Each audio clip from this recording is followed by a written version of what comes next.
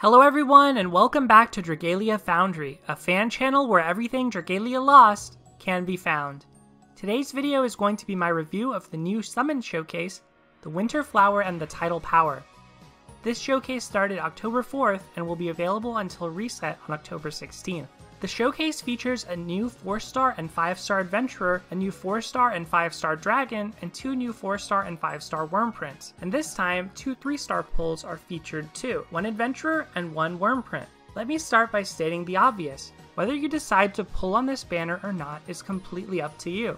There are a lot of valid reasons to summon. Maybe it's for a character you really like, or to shore up an element you are missing, or for any other reason. Just keep in mind that my advice in this video is based on the potential performance of these adventurers, dragons, and Wyrmprints in-game. Please understand my suggestions will vary in how they apply to your situation, and try to always have a goal in mind when you do decide to summon. First, I'll be talking about the new Wyrmprints, then dragons, and finally the adventurers. To end the video, I'll give general guidance on whether you should pull and let you know if I'll be pulling. Analysis is my own, but credit to GamePress and the Dragalia Lost wiki from which I sourced the data for this video. Up first is the new 3-star Wyrmprint Crown of Yore. You have a 4% chance of obtaining it each summon. Crown of Yore grants skill prep plus 10% initially and skill prep plus 15% once fully unbound with 4 additional copies. At its max level and unbinding, it also grants 71 HP and 25 strength. If all of that sounds familiar, it's because it is. All 3-star Wyrmprints grant 71 HP and 25 strength when maxed out. And, to top things off, the existing 3-star Wyrmprint Tea Time has the exact same skill prep abilities as Crown of Yore. Even though skill prep is fairly useful, there's no reason to dwell on this. There's no point in pulling for Crown of Yore or investing resources into it. If you pull some, you're better off selling them for 300 rupees and, more importantly, 150 Eldwater, just like with most 3-star Wyrmprints.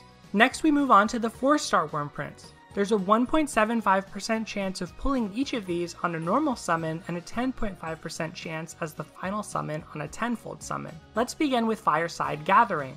Fireside Gathering grants Burn Res plus 20% and Flame Res plus 3% at base, and this gets bumped up to 25 and 5% once fully unbound, respectively. Once fully unbound and max level, Fireside Gathering provides 156 HP and 37 strength. While Fireside Gathering isn't bad, its uses are narrow. It's a silver bullet against flame stages where burning is a concern, so you might think it's worth investing in for the ongoing raid. But unfortunately for Fireside Gathering, comparable if not better free 4-star options exist. Just like Fireside Gathering, the Wyrmprint awarded by the Loyalties Requiem raid, Paladin Defender, grants Burn Res. Even though it only provides 15% or 20% at max unbinding and has slightly lower stats, Paladin Defender also provides skill prep plus 10% or 15% once unbound, a skill which is much more broadly useful. Besides that, you'll already want to invest in Paladin Defender for the raid since it also provides a third ability, plus 20% or 25% damage to the raid boss. If it's Flame Res you want Fireside Gathering for, there's a free grindable alternative for that too. Obtained from the treasure trade by doing Imperial Onslaught mode, the Great Worm Brunhilde Wyrmprint grants the same Flame Res abilities as Fireside Gathering does. While its stats are lower and its other ability is more narrow, the Great Worm Brunhilde Wyrmprint is one you probably want to invest in anyway for challenging Brunhilde in the Dragon Trials on Master difficulty.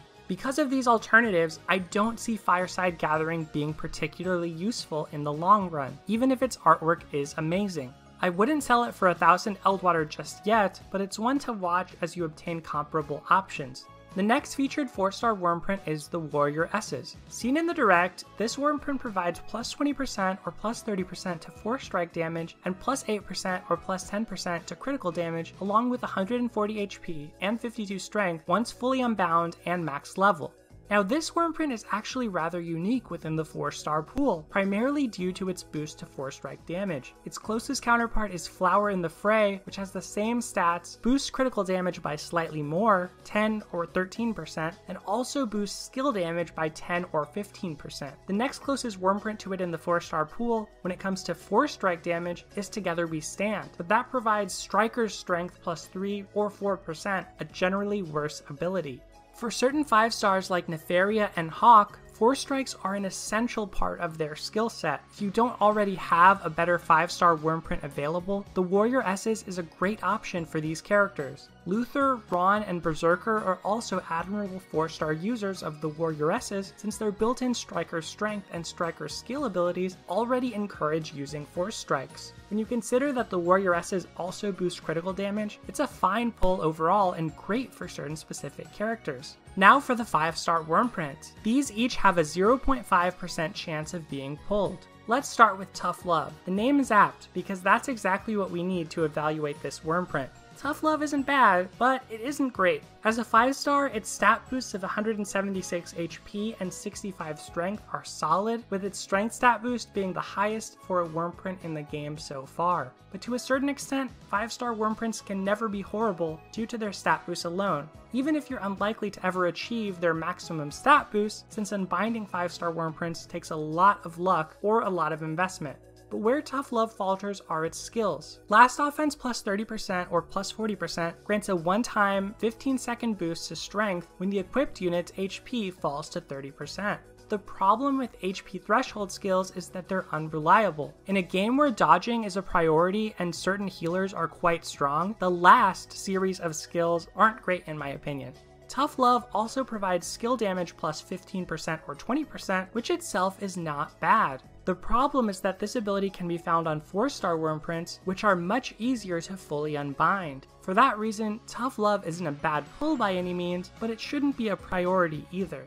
Moving on to our last Wyrmprint, Crystallian Envoy, we once again get an HP threshold skill, this time HP 70% equals strength plus 8% or 10%, along with 183 HP and 57 strength, and flame res plus 5% or 8%. Just like with Tough Love, I'm not a fan of HP threshold skills, but I do prefer ones with HP above a certain point rather than below it. The game already incentivizes you to keep your HP up by dodging and avoiding damage when possible, so it's an easier criterion to fulfill. And when it comes to the flame res ability, it's certainly not a bad thing, but unless you get 4 extra copies, Crystallian Envoy still provides just as much as an unbound Great Worm Brunhilde. So once again, Crystallian Envoy is solid, but not necessarily amazing, at least when it comes to gameplay, since that artwork is downright stunning. But let's move on to the 2 dragons featured on this banner. First up, let's tackle the 4-star. This dragon has a 1.75% chance of joining you on a normal summon, and a 10.5% chance as your final summon on a 10-fold summon. This is where things get really good, since Poliahu is an excellent pickup to round out a water team and a great choice for the raid event. Simply put, Poliahu outclasses every 3-star water dragon and is competitive with the other 4-star water dragons, even if it can't keep up with the 5-star ones. While Mercury specifically grants an HP boost, and Vodyanoi grants a strength boost to water adventurers, Poliahu raises both stats by 15% or 20% once fully unbound. In addition, Poliahu's skill can freeze enemies. If you've experienced freeze in this game, you'll know it's one of the most devastating and powerful status ailments. Picking up a single Poliahu is a great reason to summon. Over the long term, it's unlikely you'll have 4 different 5-star water dragons for your water team, so having a solid 4-star to add to Mercury and any other water dragons you have is a good choice. So let's move on to the 5-star focus dragon, Leviathan, who has a 0.5% chance of being pulled. Leviathan is devastatingly strong, just like most 5-star dragons. Its skill inflicts Bog without fail, its ability grants water adventurers plus 40% strength, and fully unbind Leviathan, and that bumps up to a whopping 60%. Leviathan is a great choice for any water unit, especially aggressive ones. As expected, the dragons provide much stronger incentives to pull on this showcase than do the Wyrmprints, but it's finally time to talk about what most people are here for, the adventurers. For this video, I won't be doing suggested builds, since so much of that depends on what resources you have, and the game is still so new. But let me know if that's something you'd like to see in future showcase reviews, and I'd be glad to make it happen. Having said that, let's get into it. Starting at 3-star, we have a new Shadow Adventurer, Zace, who has a 4% chance of being summoned. Zace is an attack type, Shadow Lance wielder who makes an excellent role player against light enemies on a Shadow team, even though his overall potential is limited. Let me start with the positives. Zace's skill Skull Hunter inflicts blindness without fail, making him a good companion to adventurers with the blindness punisher ability like Nefaria.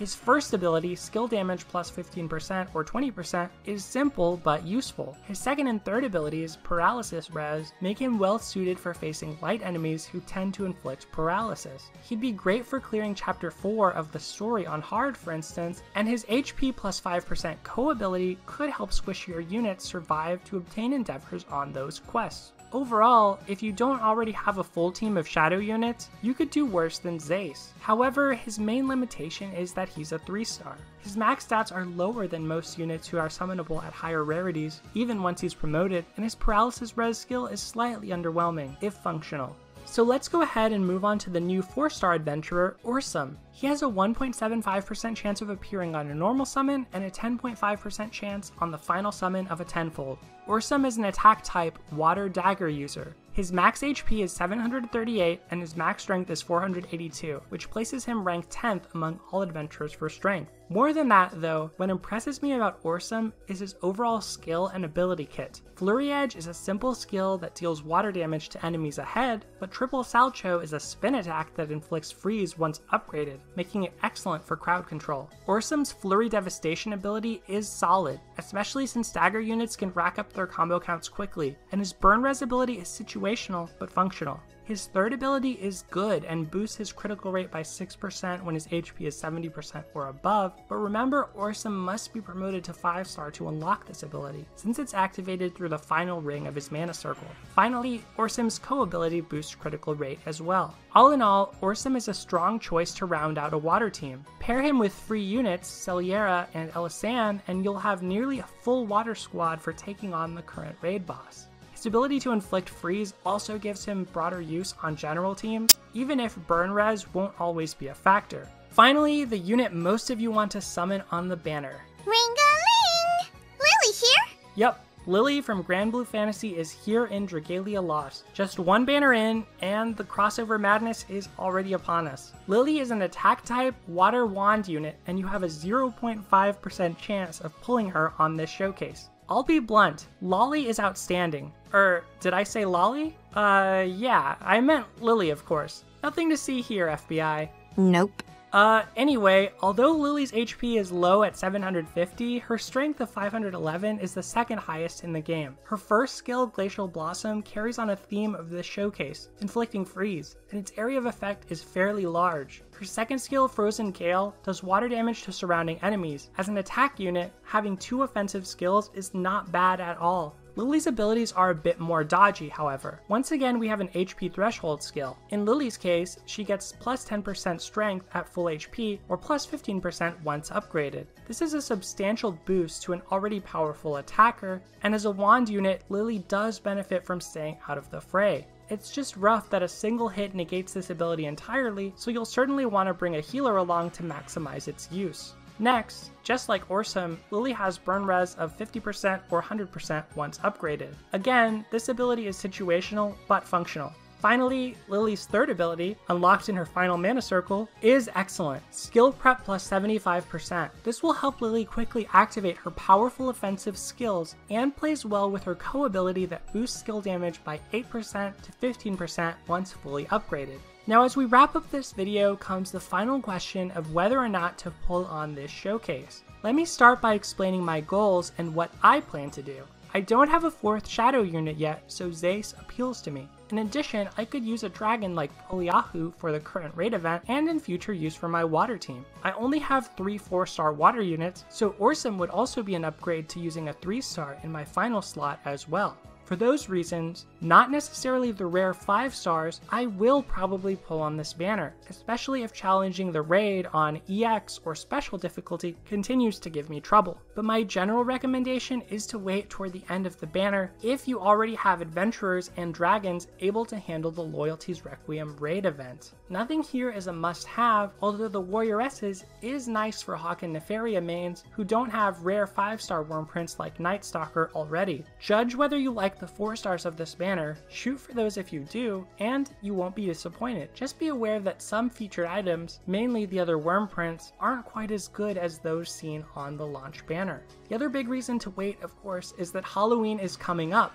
and you never know what might show up then. We also received confirmation from Cygames and Nintendo that pity rates do not carry over across banners, so please be advised of that as well. Anyway, that's going to do it for this video. Thank you for watching, but what did you think of this banner? Are you planning on pulling, or have you already pulled? Did you get a Lily, or did a Wyrmprint break your pity rate? Let me know in the comments below, and I'll see you for my own summoning video very soon. Thank you once again, and I'll see you next time.